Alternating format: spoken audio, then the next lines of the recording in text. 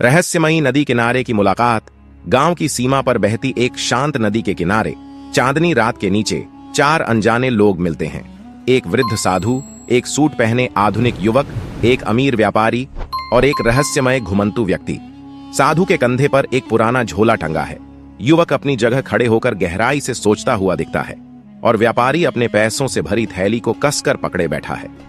साधु ने अपनी लाठी के सहारे खड़े होकर गहरी आवाज में कहा, इस नदी के पार जो रहस्य छिपा है वह सबके जीवन को बदल देगा, परंतु वहां जाने की कीमत है। व्यापारी ने तुरंत जवाब दिया, कीमत? बताओ, कितना चाहिए? मेरे पास धन की कोई कमी नहीं। वह अपनी थैली पर हाथ फेरता हुआ एक हल्की हंसी हंसता है। युवक, जो अब तक शांत खड़ा था, साधु से बोला, कीमत क्या धन से चुकाई जा सकती है या इसके लिए कुछ और चाहिए? साधु ने मुस्कुराते हुए जवाब दिया, यह वह कीमत है जो धन या बुद्धिमत्ता से नहीं चुकाई जा सकती। इसके लिए हृदय की सच्चाई चाहिए। इस बीच पीछे खड़ा रहस्यमयी व्यक्ति, जिसने अपना चेहरा एक मोटे कपड़े से ढक रखा था, अचानक बोला, जो भी इस नदी को पार करेगा उसे अपनी सबसे कीमती चीज त्यागनी होगी। यह नदी सिर्फ उन्हीं को रास्ता देती है जो त्याग के लिए तैयार हों। सभी चुप हो गए। नदी की लहरों की आवाज और चांदनी में नाचती बगुलों की परछाइयां इस मौन को और भी गहरा बना देती थीं। त्याग का चुनाव। व्यापारी ने क्रोधित होकर कहा, मैं अपनी दौलत नहीं छोड़ सकता। यह मेरे वर्षों की मेहनत है। तुम सब मुझे बेवकूफ नहीं बना सकते। मैं यहां सिर्फ अपना सौदा करने आया था। साधु ने एक गहरी सांस ली और उत्तर दिया, त्याग के बिना तुम आगे नहीं बढ़ सकते। यह नियम है। युवक ने धीरे से कहा, अगर यह मेरी सबसे कीमती चीज मांगेगा तो शायद मुझे अपना अहंकार छोड़ना पड़ेगा, परंतु मैं इसके लिए तैयार हूं। साधु ने युवक की तरफ देखा और कहा, तुम्हारे भीतर साहस है, लेकिन क्या तुमने अपनी सच्चाई को पूरी तरह पहचाना है? पीछे खड़ा रहस्यमयी व्यक्ति धीरे धीरे आगे बढ़ा और व्यापारी से कहा, हर कोई इस नदी को पार नहीं कर सकता। अगर तुम इसे छोड़ना नहीं चाहते तो यहीं रुको।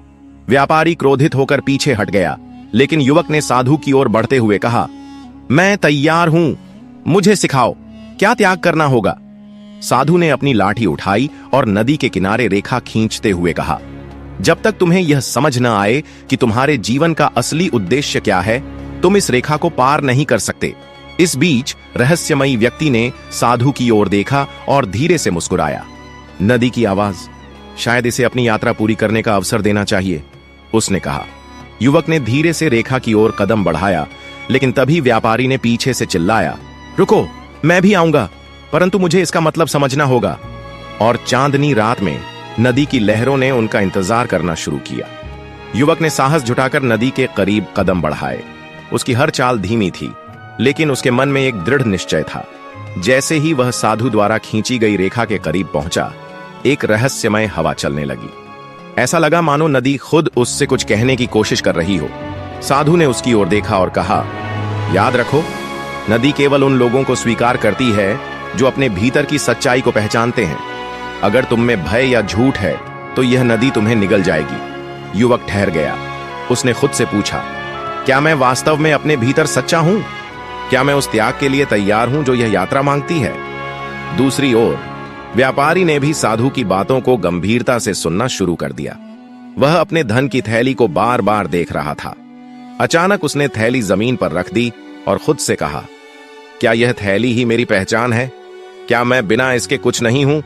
पीछे खड़ा रहस्यमयी व्यक्ति अब भी चुपचाप सब देख रहा था। उसकी आंखों में एक अजीब चमक थी, जैसे वह सब कुछ पहले से जानता हो। उसने साधु की ओर इशारा किया और कहा, शायद यह उनकी परीक्षा का वक्त है। पहला कदम। युवक ने आखिरकार वह रेखा पार कर ली। जैसे ही उसने कदम बढ़ाया, नदी की लहरों ने उसकी ओर बढ़ना शुरू कर दिया। यह लहरें शांत नहीं थीं, उनमें एक अजीब ऊर्जा थी जो उसके मन और आत्मा को परख रही थी।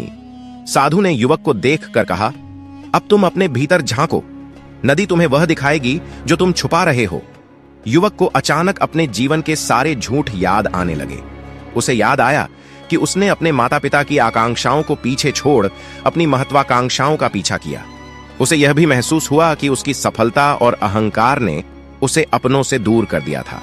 दूसरी ओर व्यापारी अब भी अपनी थैली के पास बैठा था, लेकिन अचानक उसने थैली को नदी में फेंक दिया। यह सब व्यर्थ है। अगर यह मेरी सबसे कीमती चीज है तो मैं इसे छोड़ने के लिए तैयार हूं। साधु ने उसकी ओर देखा और हल्की मुस्कान के साथ कहा, तुम्हारी यात्रा अब शुरू हो सकती है। नदी की लहरें व्यापारी और युवक दोनों को अपनी ओर बुलाने लगीं। उनके भीतर का संघर्ष अब बाहरी नहीं था, बल्कि एक आत्मिक युद्ध बन चुका था। नदी का परीक्षण। जैसे ही युवक ने नदी के भीतर पहला कदम रखा, पानी उसकी टखनों तक पहुंच गया। नदी के बहाव में एक अजीब सी ऊर्जा थी, जैसे यह उसके भीतर झांकने की कोशिश कर रही हो। वह हर कदम सोच समझकर उठा रहा था, लेकिन जैसे जैसे वह आगे बढ़ा, उसका मन भारी होने लगा। साधु ने दूर से उसकी ओर देखते हुए कहा, हर कदम के साथ तुम्हारा बोझ बढ़ेगा, जब तक तुम यह न समझ लो कि तुम्हें इसे कैसे छोड़ना है। युवक ने अपनी घबराहट पर काबू पाते हुए पूछा, लेकिन यह बोझ क्या है? यह क्यों बढ़ रहा है? साधु ने शांत स्वर में उत्तर दिया, यह तुम्हारे मन की इच्छाओं और तुम्हारे अतीत की स्मृतियों का भार है। जब तक तुम इन्हें स्वीकार कर मुक्त नहीं होते, यह तुम्हारे हर कदम को भारी बनाएगा। दूसरी ओर व्यापारी ने भी नदी में कदम रखने का निर्णय किया। उसने अपनी थैली को पहले ही त्याग दिया था, लेकिन पानी में प्रवेश करते ही उसे महसूस हुआ कि धन ही उसकी असली समस्या नहीं थी। उसकी सबसे बड़ी बाधा उसका गर्व था। व्यापारी ने चिल्लाकर कहा, यह पानी मुझे नीचे खींच रहा है, मैं नहीं चल सकता। साधु ने मुस्कुराते हुए कहा, यह नदी केवल उन्हीं को पार करने देती है जो अपने भीतर के सच को पहचान लेते हैं। अगर तुम अपने गर्व को छोड़ दो तो यह तुम्हें आगे बढ़ने देगी। रहस्यमयी यात्री का सच। पीछे खड़ा रहस्यमयी यात्री अब तक चुपचाप देख रहा था। उसकी उपस्थिति एक पहेली थी।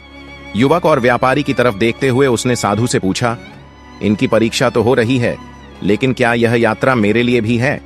साधु ने गंभीरता से उसे देखा और कहा, तुम्हारी यात्रा पहले ही शुरू हो चुकी है, तुम्हारा त्याग कुछ और है। युवक और व्यापारी ने पीछे मुड़कर रहस्यमयी यात्री की ओर देखा। उसकी आंखों में एक गहराई थी, जैसे वह इस पूरी यात्रा का रहस्य जानता हो। उसने धीरे से अपना चेहरा ढकने वाला कपड़ा हटाया।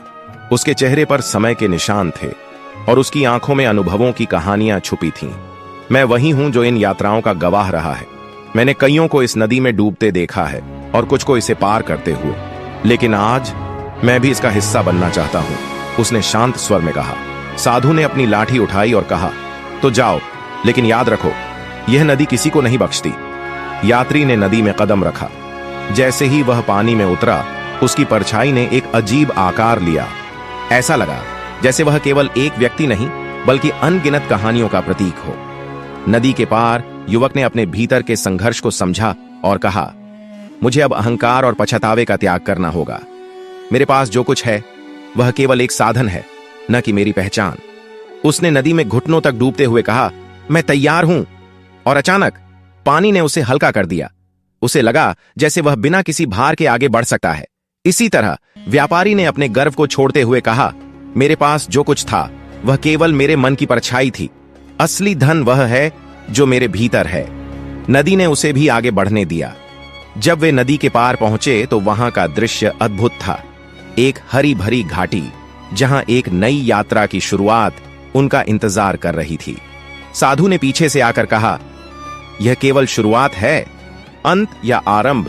रहस्यमयी यात्री नदी के बीच में ठहरा हुआ था। उसने नदी से पूछा, क्या तुम मुझे पार करने दोगी? नदी ने कोई जवाब नहीं दिया, लेकिन उसके पानी में हलचल शुरू हो गई। यात्री ने गहरी सांस लेते हुए कहा, मैं यहां तुम्हें देखने नहीं, बल्कि खुद को समझने आया हूं। और तब नदी शांत हो गई। यात्री मुस्कुराया और धीरे धीरे पानी के भीतर समा गया। उसका अस्तित्व नदी का हिस्सा बन गया और उसके साथ ही वह रहस्य भी, जो उसने अपने भीतर रखा था।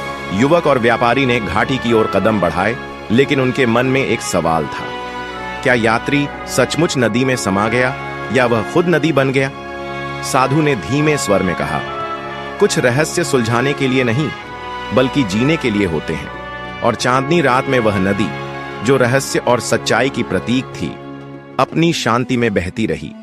इस तरह का मजेदार कहानी के लिए हमारे कहानी महफिल पेज को फॉलो करें, अपने दोस्तों में कहानी को शेयर करें, ताकि हमें मोटिवेशन मिले वीडियो बनाने का।